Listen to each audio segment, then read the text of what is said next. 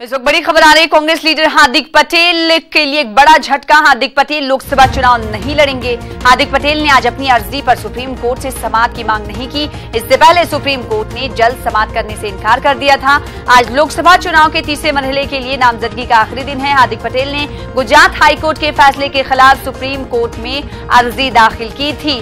हार्दिक पटेल अपनी अर्जी में गुजरात हाईकोर्ट के फैसले पर रोक और सजा को खत्म करने की मांग इन्होंने अपनी अर्जी में की थी, जिसे सुप्रीम कोर्ट में इन्होंने अर्जी को दाखिल किया था और जल्द से जल्द समाअत करने की मांग की थी, जिसके बाद जल्द समाअत करने से सुप्रीम कोर्ट ने इनकार कर दिया था। और आज जिस तरीके से तीसरे मरहले के तहत पर्चे नामजदगी दाखिल करने का आखिरी दिन है, तो आज हार्दिक पटेल की जानिब से अर्जी पर समाअत करने की मांग नहीं की गई है। ऐसे में कांग्रेस लीडर हार्दिक पटेल अब लोकसभा चुनाव नहीं लड़ेंगे।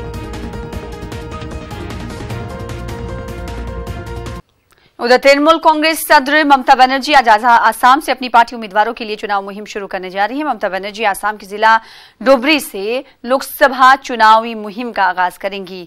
डुबरी के झगरार पार स्टेडियम में ममता की रैली होने वाली है। रैली में बड़ी तादाद में लोगों के जमा होने की उम्मीद है। इस मौके पर पार्टी के सीनियर लीडर और काबीनी वुज़रा मौजूद रहेंगे। आसाम से टीएमसी ने 9 उम्मीदवार मैदान में उतारे हैं।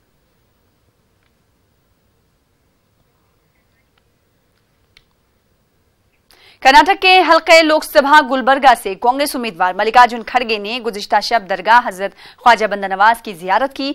बरगाह बंदा नवाज के सज्जादा नशी डॉक्टर सैयद शाह खुसरो हुसैनी ने बारगाह बंदा नवाज में खड़गे का इस्तकबाल किया। आपको बता दें कि खड़गे आज दोपहर पर्चे नामजदगी दाखिल करने वाले हैं। खड़गे का कहना है कि हजरत ख्वाजा बंदा नवाज की दुआ इन्हें हासिल है और उम्मीद है कि इस बार भी वो इंतखाबात जीत जाएंगे।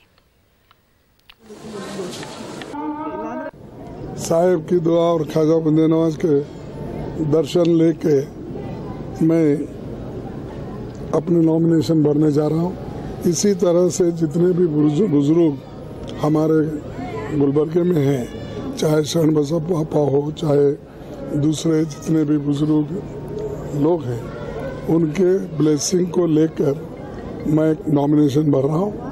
तो मैं यही चाहूँगा कि गुलबर्गे के लोग मुझे आशीर्वाद करते रहेंगे, करते हैं। अब तक तो कम से कम 11 इलेक्शन में मुझे किए हैं और ये 12वां इलेक्शन में लड़ रहा हूँ।